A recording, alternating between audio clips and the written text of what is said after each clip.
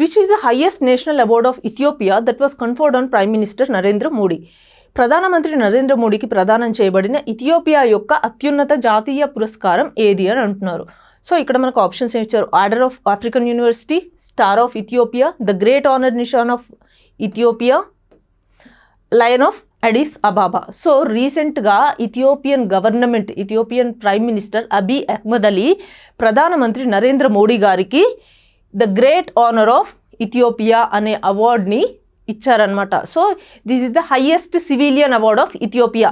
So ఎందుకు ప్రధానమంత్రి నరేంద్ర మోడీ గారికి ఇథియోపియన్ గవర్నమెంట్ ఈ అవార్డు ఇచ్చింది అంటే, మన ఇండియన్ గవర్నమెంట్ ఏదైతే కాంట్రిబ్యూషన్స్ చేస్తుందో ఇథియోపియా గ్రోత్లో, డెవలప్మెంట్లో, లైక్ ఎడ్యుకేషన్లో కావచ్చు, హెల్త్ సెక్టర్లో కావచ్చు, ఇన్ఫ్రాస్ట్రక్చర్, ఎకానమీ, సో ఇలాంటి సెక్టార్స్లో ఇండియా యొక్క రోల్ చాలా ఉంది. ఇథియోపియా డెవలప్మెంట్లో ఇండియా చాలా హెల్ప్ చేస్తుంది అనమాట. సో ఇండియన్ కాంట్రిబ్యూషన్స్ని గుర్తుంచుకొని అండ్ ప్రధానమంత్రి నరేంద్ర మోడీ గారి రోల్ని ఇవన్నీ గుర్తుంచుకొని ఇథియోపియన్ గవర్నమెంట్ రీసెంట్గా మోడీ గారికి ఈ అవార్డు ఇవ్వడం జరిగిందనమాట. సో ఇప్పటివరకు ప్రధానమంత్రి నరేంద్ర మోడీ గారికి ఇలాంటివి 28 అవార్డ్స్ రావడం జరిగింది. సో 2016 నుంచి 2025 వరకు చూసుకున్నట్టయితే 28 నేషనల్ అవార్డ్స్ ఆయనకి రావడం జరిగిందనమాట. సో ఎవరికి ఇస్తారు ఈ అవార్డ్స్ జనరల్గా అంటే, ఫ్రెండ్లీ నేషన్స్కి కావచ్చు, లేకపోతే ఒక స్టేట్ హెడ్కి అంటే ఒక గవర్నమెంట్కి కానీ ఇలాంటి అవార్డ్స్ ఇవ్వడం జరుగుతుందనమాట.